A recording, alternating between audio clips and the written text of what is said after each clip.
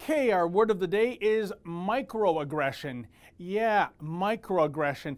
Kind of sounds like Ant-Man is really pissed off about something, but that's not the case. By definition, microaggressions are, quote, everyday verbal, nonverbal, and environmental slights, snubs, or insults based off an individual's minority status. Yeah, I wasn't so clear on that definition either, so I sought out some examples of microaggressions, and here are a couple for you, plucked from a diversity handbook. Like saying the following, quote, hey, you're Asian. Can you tell us what the Japanese think about our trade policies? Or how about this one? Hey, you're Latino and you don't speak Spanish? You should be ashamed of yourself. Anyway, it's hard to believe anyone would actually say such dumb things, but the point is the intent of the speaker isn't to purposefully create aggression. However, that's indeed what's occurring to the minorities hearing such statements. Oh, there are also certain behaviors by, say, university professors that can lead to students experiencing microaggressions as well. For example, continually mispronouncing a student's name. That's a microaggression. And if a professor schedules a test or a project due date that coincides with a religious or cultural holiday, well, that's a microaggression too. Okay, so now that we're all up to speed on what microaggressions are, the question arises, how do we fix this terrible problem that is afflicting so many members of Generation Snowflake apparently? Well, thank goodness for the University of Arizona. You see, the U of A has just published a 20-page booklet on microaggressions. Yes, 20 pages.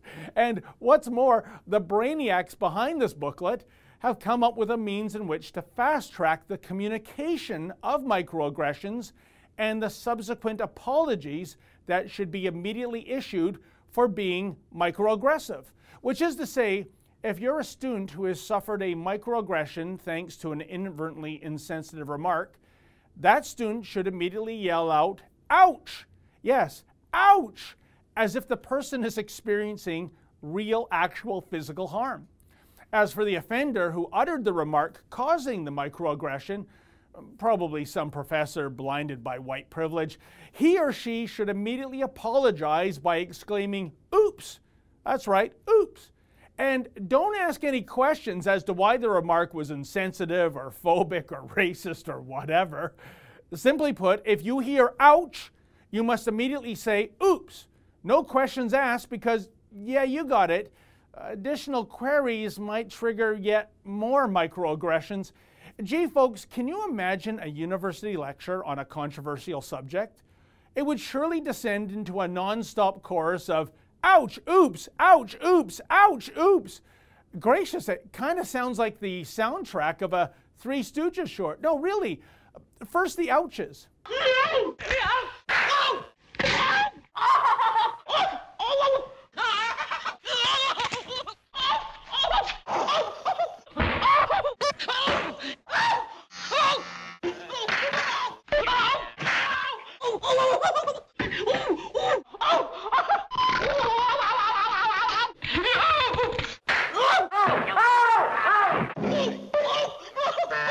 Okay, enough ouches. How about some oopsies, Stooge style?